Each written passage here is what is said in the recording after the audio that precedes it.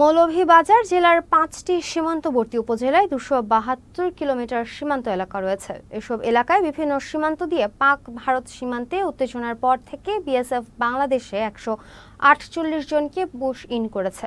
Push in ঠেকাতে BGB সতর্ক অবস্থানে থাকলেও বাংলাদেশের সীমান্তে কাঁটাতারের বেড়া না থাকায় বিএসএফের কৌশলে দুর্গম ও পাহাড়ি এলাকায় সীমান্ত দিয়ে পুশ ইন করছে। পুশ ইনকৃত সবাই বাংলাদেশি হওয়ায় তাদেরকে আটকের পর থানা পুলিশের মাধ্যমে আত্মীয় স্বজনের কাছে হস্তান্তর করা হয়েছে। বিজিবি ৫২ ব্যাটালিয়নের অধিনায়ক লেফটেন্যান্ট কর্নেল মেহেদী হাসান জানান, পুশ ইন ঠেকাতে বিজিবির সীমান্তে কঠোর অবস্থানে রয়েছে। সীমান্তে আগের চেয়ে আরও বেশি সংখ্যক সদস্য মোতায়েন এবং গোয়েন্দা তৎপরতা ব্যাপকভাবে বৃদ্ধি করা হয়েছে।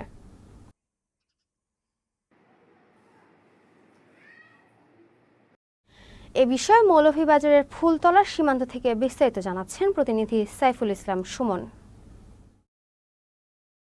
ধন্যবাদ। আমি সাইফুল ইসলাম সুমন। এই মুহূর্তে দাঁড়িয়ে আছি মৌলভীবাজার জেলার জুড়ি উপজেলার একেবারে সীমান্তবর্তী একটি এলাকায়। আপনারা জানেন যে ভারত এবং পাকিস্তানের মধ্যে যে উত্তেজনা সৃষ্টি হয়েছিল, এরপর থেকে বিএসএফ বাংলাদেশের বিভিন্ন সীমান্তবর্তী এলাকা দিয়ে অনেক লোকজনকে পুশ ইন করেছে। এরই ধারাবাহিকতায় মৌলভীবাজার জেলার যে 5টি সীমান্তবর্তী উপজেলা রয়েছে, সেই সীমান্তবর্তী উপজেলা দিয়ে এখন পর্যন্ত ১৪৮ জনকে তারা পুশ ইন করেছে। এবং এখানে আপনাদেরকে জানিয়ে রাখছি যে বাংলাদেশ বর্ডার গার্ড বিজিবির 2টি ব্যাটালিয়ন রয়েছে, এর মধ্যে 52 বিজিবি এবং 46 বিজিবি। এই তাদের আওতাধীন যে সীমান্তগুলা রয়েছে একেবারে দুর্গম এবং পাহাড়ি জঙ্গল, ওই এলাকাগুলোকে আসলে বাছাই করে বিএসএফ তাদেরকে অনেকটা জোরপূর্বক পুশিন করেছে। পুশিনের পর আমরা দেখেছি যে বিজিবি কর্তৃক তাদেরকে আটক করে তাদের পরিচয় শনাক্ত করার পর থানা পুলিশের মাধ্যমে তাদেরকে তাদের আত্মীয় স্বজনের কাছে হস্তান্তর করা হয়েছে।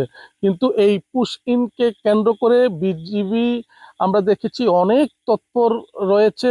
তাদের যে নিরাপত্তা চৌকি জোরদার করা হয়েছে, তাদের যে টহল এটা বাড়ানো হয়েছে, অর্থাৎ বিজিবি অনেক সতর্ক অবস্থানে রয়েছে।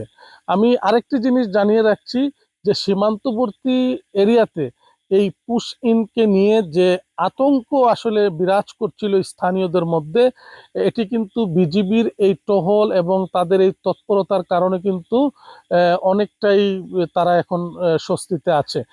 আর সবচেয়ে বড় যে বিষয় আমি উল্লেখ করতে চাচ্ছি, আপনারা আমার পেছনে দেখছেন যে লাইটগুলা জ্বলছে, এগুলো হচ্ছে ভারতের সীমান্তরক্ষী বাহিনী যে বিএসএফ তাদের আওতাধীন তাদের যে সীমান্তবর্তী এরিয়াগুলো রয়েছে ভারতের, এটি অনেকটাই রক্ষিত। কারণ এখানে লাইটিংয়ের ব্যবস্থা আছে, রাস্তাঘাট যে কমিউনিকেশন খুবই ভালো, এবং সবচেয়ে বড় কথা হলো সীমান্তর যে কাঁটাতারের যে বেড়া দিয়ে যে তারা যে বেষ্টনী দিয়েছে, যার কারণে তাদের যে সীমানা অনেক নিরাপদ। কিন্তু পক্ষান্তরে আমরা যদি আপনাদেরকে বলতে চাই যে বাংলাদেশের সীমানা কিন্তু অরক্ষিতই রয়ে গেছে। যেমন আমাদের কোনো লাইটিং এর ব্যবস্থা নেই, আমাদের কোনো কাঁটাতারের বেষ্টনী নেই, আমাদের কোনো রাস্তাঘাটের যে কমিউনিকেশন এটা অনেক খারাপ। একটি পিলার থেকে বাংলাদেশের একটি পিলার থেকে আরেকটি পিলারে একজন বিজিবি সদস্যর যেতে প্রায় 2 ঘন্টা লাগে। তো এই বিষয়গুলো যদি জাতীয় পর্যায়ে উদ্যোগ না নেওয়া হয়, তাহলে কিন্তু আমাদের সীমানা অরক্ষিতই রয়ে যাবে। তো এই ছিল পুশ ইন নিয়ে আমার কাছে সর্বশেষ তথ্য। ধন্যবাদ আপনাকে।